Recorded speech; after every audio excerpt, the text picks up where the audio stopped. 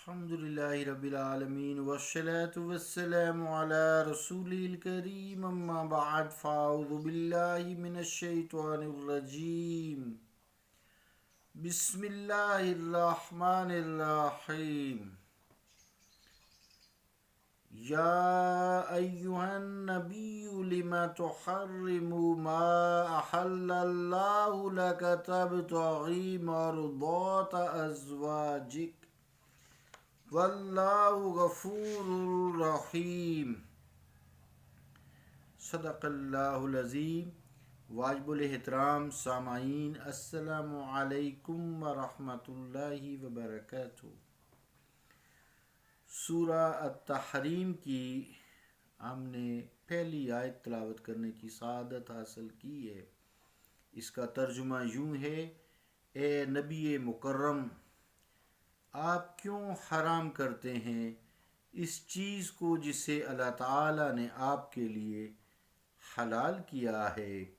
کیا یوں آپ اپنی بیویوں کی خوشنودی چاہتے ہیں؟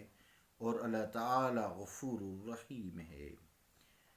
عزیزان گرامی قدر، اس صورت کے حوالے سے دو روایات پیش کی گئی، ایک شہد کی روایت اور ایک بی بی ام المومنین ماریہ رضی اللہ تعالی عنہ کی۔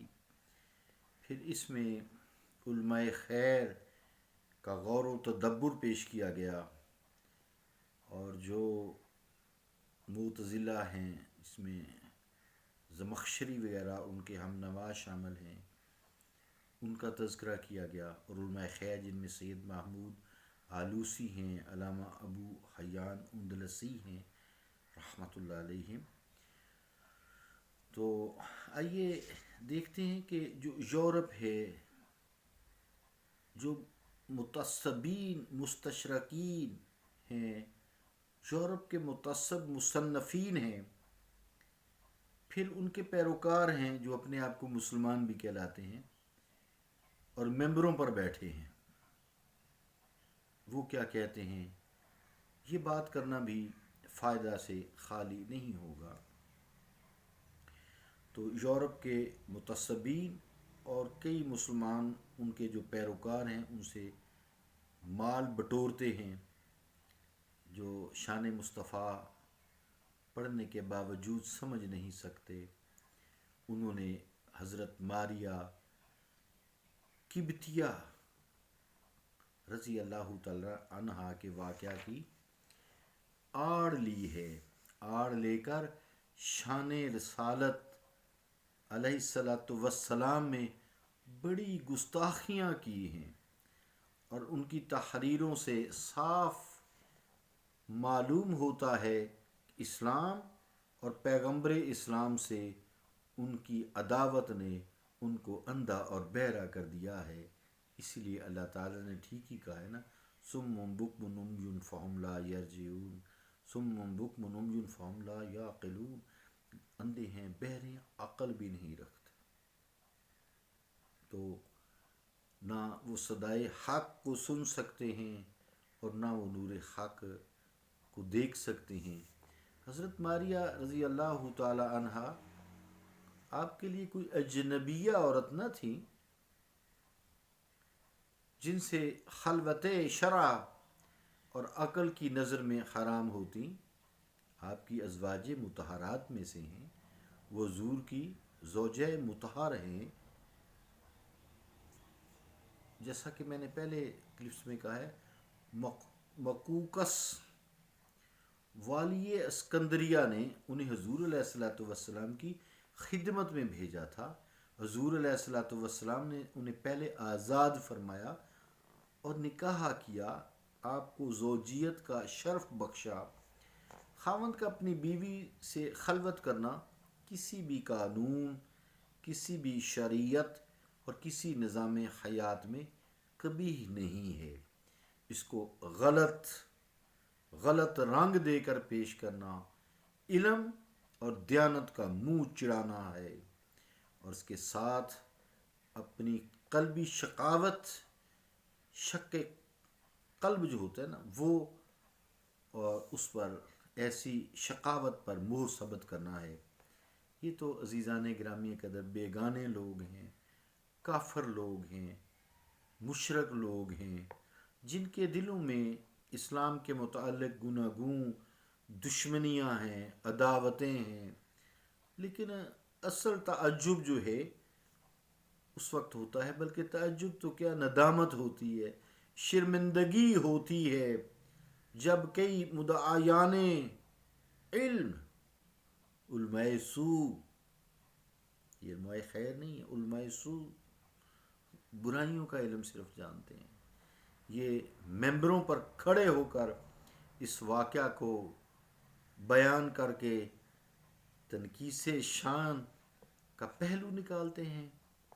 کبھی حضور علیہ الصلوۃ والسلام کے علم پر انگشت نمائی کرتے ہیں، جنہیں اللہ تعالیٰ نے بھی فرمایا ہے وَعَلَّمَكَ مَا لَمْ تَكُنْ تَعْلَمْ، اے مصطفیٰ ہم نے آپ کو ہر وہ چیز سکھا دی جو آپ نہیں جانتے تھے. آپ نہیں جانتے تھے، آپ کو ہر وہ چیز وَعَلَّمَكَ مَا لَمْ تَكُنْ تَعْلَمْ، اے مصطفیٰ ہم نے آپ کو ہر وہ چیز سکھا دی ہے جو آپ نہیں جانتے تھے.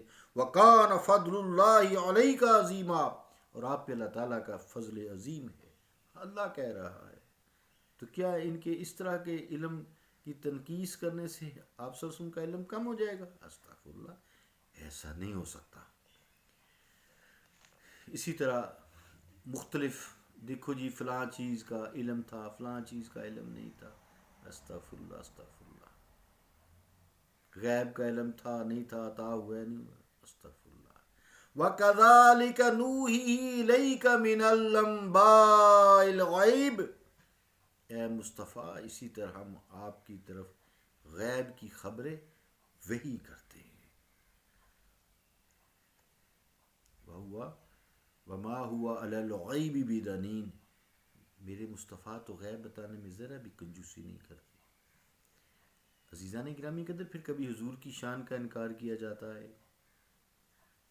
یہ دیکھو حضور علیہ الصلوۃ والسلام کو، جیسا کہ اس آیت کے والے سے حلال کو حرام نہیں کر سکتے، حلال کو حرام نہیں کر سکتے، تو معلوم ہوا کہ حضور کو کوئی اختیار نہیں ہے. استغفر اللہ، استغفر اللہ. اپنی امت کو اور اپنے غلاموں کو کوئی فائدہ نہیں پہنچا سکتے. استغفر اللہ. کلمہ ہی ذرا چھوڑ کے دیکھیں نا، کلمے کا انکار کر دیں. قرآن آپ نے دیا ہے نا، انکار کر کے دیکھیں، نقصان تو ہوا نا، جہنم میں تم گھسیٹے جاؤ گے، وغیرہ وغیرہ. اللہ تعالیٰ ہمیں ایسی کج فہمی، کم علمی اور علمی جہالت سے بچائے. وہ اتنا بھی استغفر اللہ جانتے ہیں یا نہیں جانتے یا دانستہ کرتے ہیں. چکر سارا روٹی کا ہے، چکر سارا یہ روٹی کا ہے. یہ روٹی گول ہی ہے، اسی میں گول گول گھومتے رہتے ہیں، جدھر سے ملی ادھر سے لے لی، جو مرضی کہتے پھر. کیا کہہ سکتا ہوں، ہم تو غصے میں ان کے لیے بھی کوئی ایسے نازیبا الفاظ نہیں کہہ سکتے. اللہ تعالیٰ کا رسول اس لیے مبعوث نہیں کیا جاتا کہ وہ اللہ تعالیٰ کے اذن کے بغیر اللہ کی حلال کی ہوئی چیزوں کو از خود حرام کر دے. عزیزان گرامی قدر، یہ ممنوع ہے، بلکہ کفر ہے. یہاں تحریم سے مراد کسی چیز جو حلال ہے، حلال اعتقاد رکھتا ہے، حلال اعتقاد کرتے ہوئے اس سے اجتناب کرنا ہے، کوئی بھی وجہ ہو، جس کی تفصیل میں نے آپ کو کلپس میں بتائی ہیں. اور شہد کو حرام کرنا اس لیے نہیں کہ آپ کو علم نہیں تھا، بلکہ اس کی وجہ خود قرآن کریم نے بتا دی ہے نا، تبتغی مرضاتک ازواجک، کہ آپ اپنی ازواج مطہرات کی خوشنودی چاہتے ہیں. مصطفیٰ آپ وہ چاہتی ہیں اور میں آپ کی خوشنودی چاہتا ہوں. آپ کے مزاج میں نے شہد کو آپ پسند کرتے ہیں یہ رکھا ہے کہ آپ شہد کو پسند کریں. میں نے سورہ نحل بھی اتاری ہے شہد کے لیے. تو یہ کیسے ہو سکتا ہے کہ آپ رک جائیں، آپ کو پسند بھی؟ مجھ سے یہ برداشت نہیں ہوتا.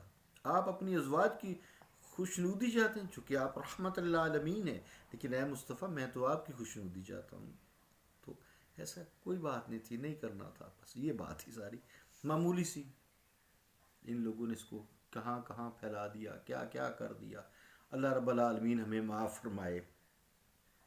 تو آیت خود وضاحت کرتی ہے تبتغی مرضاتک ازواجک، کہ آپ اپنی ازواج کی دلجوئی چاہتے ہیں. اللہ تعالیٰ کی بتائی ہوئی وجہ کو جو اس سورت کی پہلی آیت میں بیان کی گئی تحریم ہے، اس کو کوئی شخص پس پشت ڈال دے اور اپنی طرف سے علم جھاڑتا رہے، عدم علم کو اس کا سبب پھر قرار دے، ایک مومن کو تو ہرگز زیب نہیں دیتا۔ عزیزان گرامی قدر، اللہ تعالیٰ حق فہمی کی صلاحیت سلب کر لیتا ہے۔ سم بکم عمی فہم لا یعقلون میں لے آتا ہے، تو اس قسم کی دل خراش الفاظ انسان سے پھر نکلنے شروع ہو جاتے ہیں۔